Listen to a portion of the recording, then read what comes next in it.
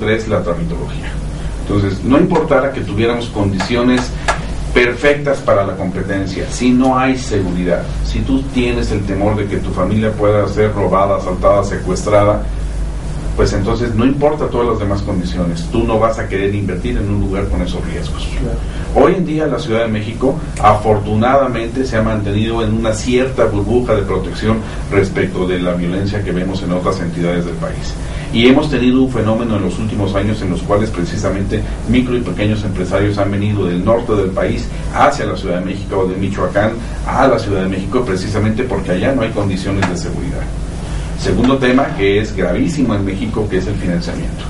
No podemos estar hablando de darle líneas blandas de financiamiento a los microempresarios con tasas del 18-20%, cuando nuestros principales competidores comerciales están cobrando tasas de interés del 6 o del 8%. No es posible competir así. Ahí se requiere la acción del Estado. En Coparmex tenemos una premisa que me parece muy sabia. Dice, tanta empresa como sea posible, tanto gobierno como sea necesario.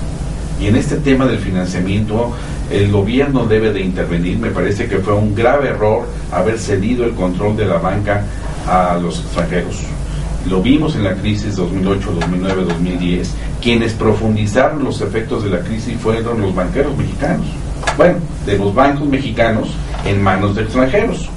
Porque sin haber cometido ninguna ilegalidad, y quiero ser muy claro en eso, en lugar de privilegiar el apoyo a las empresas mexicanas, sacaron el dinero de México para ayudar a los países. Y ellos mismos limitaron o cancelaron las líneas de crédito, sobre todo las empresas medianas o pequeñas. El que tenía una línea de crédito de $1,000,000 le decían, ¿sabes qué? Ya no te la puedo renovar, me la tienes que pagar. O el que tenía una línea de crédito por $2 millones le decían, ¿sabes qué? Nada más te voy a prestar ahora $500,000, me tienes que pagar la diferencia. Ellos fueron los que profundizaron los efectos de la crisis económica en México, más una política, en mi opinión, un tanto errática del gobierno. Y bueno, pues el tercer punto, que es el de la tramitología, el dolor de cabeza, la fuente de mucha de la corrupción que tenemos en nuestro país, porque cada vez que se requiera un sellito o un trámite y ese sello o trámite dependa de una persona, pues en ese momento estamos dando pie a la discrecionalidad y por lo tanto a la corrupción. Tenemos casos de éxito en nuestro país, inclusive, y en el extranjero, donde tú puedes abrir una empresa en 24 horas. Aquí tenemos el portal de tu empresa que hizo la Secretaría de Economía, pero luego no hay la suficiente coordinación con autoridades locales, porque empiezan las diferencias políticas o partidistas, y si un gobierno local es de un color y el gobierno federal es de otro, entonces no hay la debida coordinación. Creo que esos son los tres grandes retos y que vamos a seguir trabajando e incidiendo para que esto pueda resolverse. Hay una parte ahí que estaba leyendo en mis notas. Tú estuviste colaborando en la Cruz Roja. Sí, así es. ¿Cuál fue qué enseñanza te dejó la Cruz Roja? Porque eso es algo que a lo mejor mucha de la gente no ubica en ese espacio en la vida de Juan de Dios Barba. Así es. Bueno, pues de 1987 a 1991 estuve laborando en Cruz Roja Mexicana como primero jefe administrativo del Centro de Sangre de la Ciudad de México y después coordinador administrativo nacional del Programa Nacional de Donación Altruista de Sangre.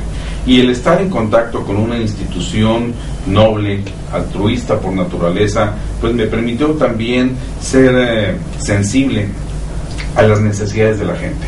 Me tocó coordinar diferentes áreas en la atención a desastres nacionales, porque el modelo de Cruz Roja es un modelo muy interesante.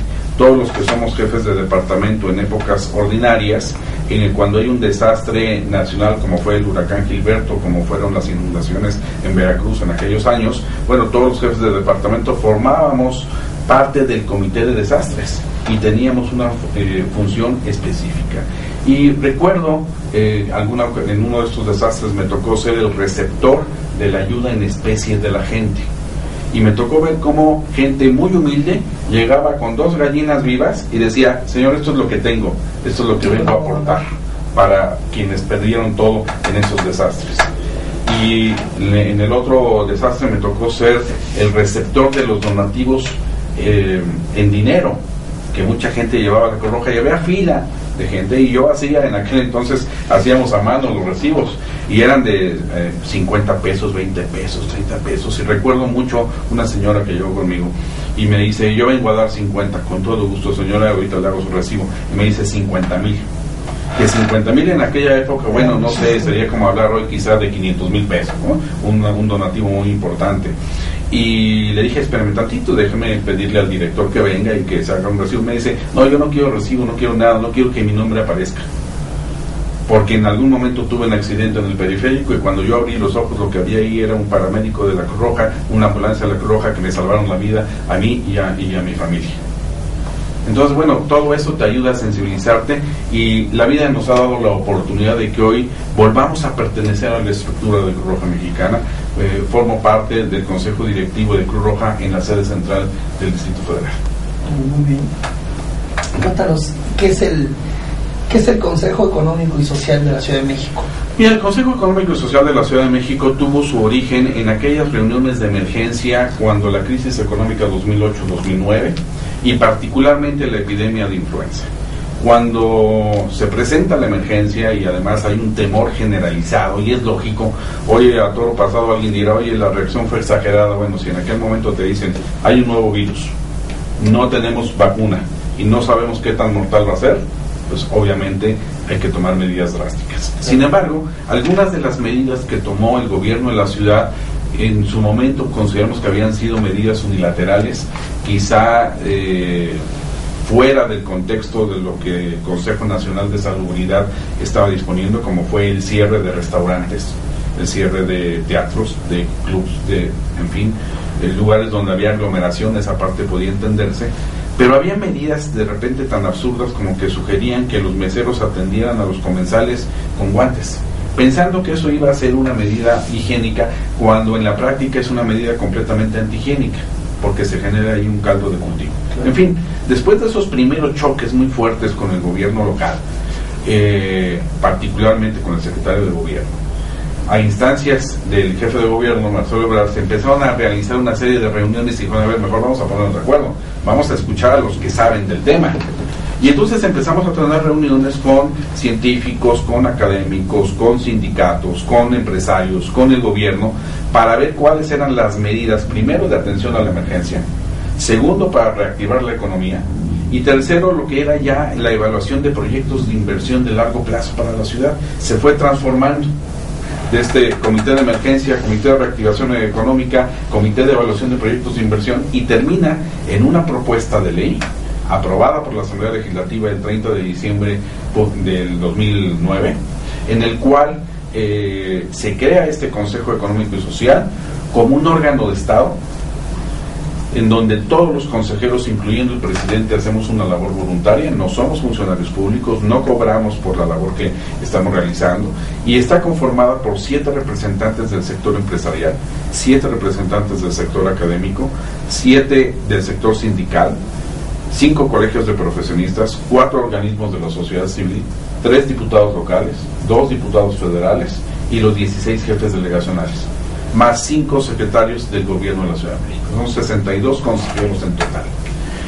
¿Cómo está pensado este consejo? ¿Cuáles son los objetivos que tiene? Bueno, en primer término, ser un órgano de consulta para el jefe de gobierno y para la Asamblea Legislativa.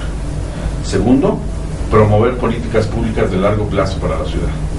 Tercero, estimular las inversiones para la Ciudad de México. Cuarto, promover las alianzas público-privadas, que en otros países del mundo llevan 25 años de funcionar, y aquí para nosotros en México es algo relativamente nuevo. Y quinto y último punto, la promoción internacional de la Ciudad de México. Esos son los objetivos ambiciosos que tiene el Consejo Económico y Social. Y a la hora de que empezamos a estudiar cómo se había comportado esta figura en el mundo, vemos que en Europa hay casos muy exitosos. Francia tiene uno, pero no operaba suficientemente, y cuando tuvieron que tomar medidas económicas difíciles, lo que vimos fue levantamientos, quema de auto, etcétera, varios disturbios en las afueras de París. En cambio, en España, las mismas medidas difíciles, acordadas entre todos los sectores, permitió adoptar las medidas necesarias para atender la crisis económica por la que pasa España con relativa tranquilidad. En América Latina, el caso del Consejo Económico y Social más exitoso que se tiene es el de Brasil. Precisamente cuando el presidente Luis Ignacio Lula da Silva gana las elecciones en su tercer intento y accede al poder, al generarse este temor generalizado de las políticas radicales que podría llegar a implementar, dice, bueno, para no equivocarnos vamos a hacer una cosa, vamos a llamar a los expertos de cada una de las áreas y las políticas que el gobierno vaya a proponer que pasen por ese consejo sean modificadas, mejoradas, inclusive vetada alguna de ellas, y entonces la podremos implementar. Y parte del éxito económico del presidente Lula precisamente se atribuye a la conformación de este Consejo Económico y Social del Brasil. En México no tenemos un Consejo Económico y Social nacional. Existen algunos esfuerzos locales, como es el CESJAL en Jalisco, en Tlaxcala uno que se ha visto frustrado, Michoacán acaba de aprobar la ley, y la Ciudad de México. Y bueno, si nosotros representamos a la Ciudad de México, y la Ciudad de México representa el 20% del Producto Interno Bruto Nacional, pues entonces, a falta de un Consejo Económico y Social nacional, estamos pidiendo nosotros la representatividad en los órganos internacionales. Existe una Unión Internacional de Consejos Económicos y Sociales, donde la Ciudad de México por ahora va a ser el representante del país. Y existe un Consejo Económico y Social de Naciones Unidas, para que veamos la importancia. Claro. Y traído muy aterrizado el concepto, es la utilización del diálogo, la identificación de los elementos en común para poder avanzar. Yo siempre mencioné en Coparmex que teníamos que trabajar en lo que nos es común, respetando nuestras legítimas diferencias, y precisamente ese es el lema que le hemos puesto al Consejo Económico y Social de la Ciudad de México. Y la primera gran enseñanza que muchos de sus integrantes han tenido es tener la capacidad de sentarse a dialogar con respeto a las diferentes opiniones que se puedan dar, pero dándose cuenta que son muchos más los puntos de convergencia que los de divergencia, que los representantes del sector sindical se pueden entender perfectamente con los representantes empresariales, que alguien con una ideología de izquierda puede platicar con alguien de una ideología de derecha, que siempre y cuando el objetivo de todos sea mejorar las condiciones en que se desarrolla la Ciudad de México y mejorar las condiciones en que se desarrolla el país. ¿Consideras que hoy estamos preparados para una crisis de influenza? Bueno, estamos mejor preparados, pero me parece que estas crisis que se presentan por motivos de salud o por cuestiones económicas o por desastres naturales, nunca estaremos lo suficientemente preparados. No podemos hacer confianza en ninguno de los tres temas. No existe un blindaje absoluto para ninguno de los tres temas, y más bien te diría que todos los días tendríamos que estar trabajando como si el día de mañana fuésemos a tener una crisis económica, como si el día de mañana fuésemos a tener una crisis sanitaria, o como si el día de mañana tuviésemos un desastre natural. Es una preparación constante. Y ahí está el ejemplo. A raíz de la epidemia de influenza, se estableció incluso por ley que todos los establecimientos mercantiles deberían de tener y en las oficinas un dispensador de gel antibacterial. Y hoy podrás ver que ahí están los aparatitos, pero que en el 80% de los casos tú intentas tomar de ahí gel antibacterial y están vacíos. ¿Sí? Vamos cayendo en confianza. Entonces, me parece que esto es de mantener una alerta constante. ¿Cómo han sido estos años de tu gestión al frente del Consejo? Muy enriquecedores, llenos de reto, porque déjame decirte que dentro de las estructuras de gobierno nos hemos encontrado con dos posturas. Alguna postura de apoyo, como la del jefe de gobierno, que fue él mismo el que promovió la ley, que fue él en donde quien propuso a tu servidor como primer presidente del Consejo Económico y Social de la Ciudad de México, inclusive ante el temor de que otros representantes sindicales dijeran, oye, ¿por qué un representante del sector empresarial? Y afortunadamente, por la labor que habíamos realizado antes en Coparmex de diálogo y de comunicación constante, no hubo ningún problema. Desde el primer momento recibí el apoyo de todos los sectores para asumir esta presidencia. Pero hay otro grupo de funcionarios públicos que sienten que el Consejo Económico y Social está diseñado para colocarse por arriba de las estructuras de gobierno y de la propia Asamblea Legislativa, y que se puede convertir en un crítico y vigilante de su acción. Y es tanta su incompetencia